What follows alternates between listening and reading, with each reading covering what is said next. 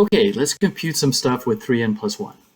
If we stick a random number into 3n+1, it gradually descends to 1 in its own uniquely bumpy way, but doesn't look too interesting. Previously, we figured out how to create a more interesting start number that does something. Namely, it goes up 7 times, then down 7 times, then up 7 times, then down 7 times.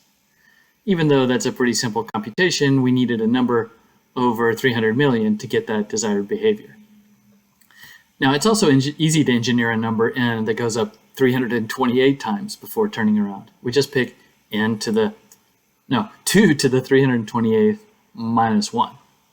So how about a start number that hangs steady for about 300 iterations without ever increasing or decreasing too much?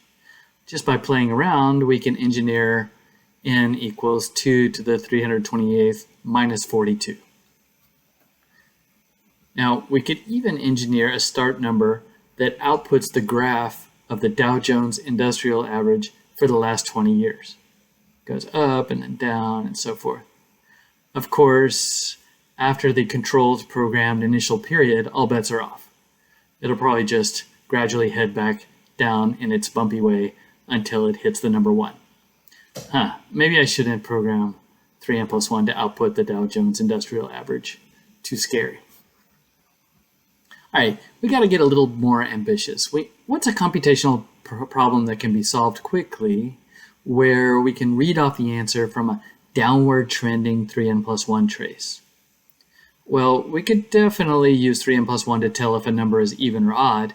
We just put that number straight into 3n+1 and see what happens on the very first step. But could we tell whether a number is prime or not?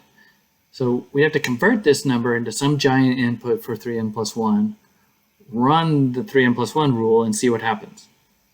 Maybe if 3n+1 gave you 32, the original number is prime, and if it gives you 5, then the original number is composite. Maybe. That looks pretty hard. All right, let's think about another problem that's just the sort of thing 3n+1 would be good at. How about 3n+1? Could 3n+1 compute 3n+1? Okay, here's the 3n+1 tree. And we know that 6 goes to 3, for example, and 3 goes to 10. So what if we code up 6 as some giant integer f of 6, and then run the regular 3n+1 rule on that giant integer repeatedly until f of 3 popped out? Well, we'd be using the 3n+1 apparatus to simulate the 3n+1 apparatus. Well, that'd be awesome. And it's not completely outlandish. So for example, suppose f was the square function.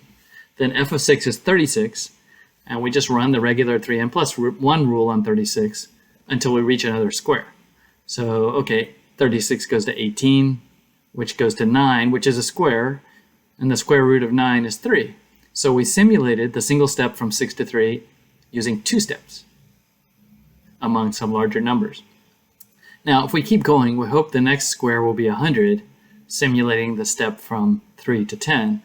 But unfortunately, 9 goes to 28, 14, 7, 22, and so on, finally reaching 16, which is a square, but it's the wrong square. It's the square of 4, not 10. Anyway, the function f is going to have to be much more complicated than squaring to pull off this simulation. But let's suppose that we had a workable f.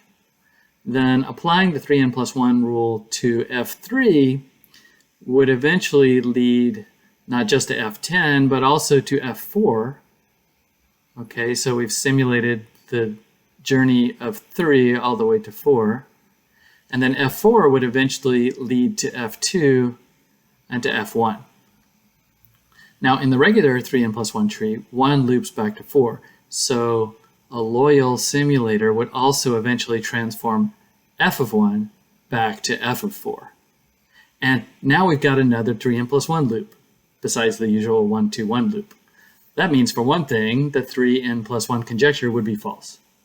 And from prior studies, we know that any non-trivial 3n+1 loop has to have at least 10 million members. So that means any simulator is going to have to be very slow. Simulating one step among regular numbers is going to require millions of steps in the simulator. Not to mention, f of 1 would have to be huge, certainly beyond a billion billion. Otherwise, it would go to 1 instead of f of 4. Okay, so that's not all. Let's look how f of 6 goes to a in a single step of the regular 3n+1 rule. So for example, if f of 6 is even, then a is just f of 6 divided by 2. Well, if we can ask our simulator what happens to a number like 6, we can also ask it what happens to a number like f of 6. We just convert f of 6 to f of 6 and run the regular 3n+1 rule.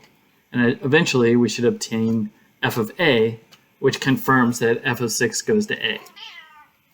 And since f of 6 eventually goes to f of 1, we know that f of 6 eventually goes to f of 1, which goes to f of 4, and we've got another loop.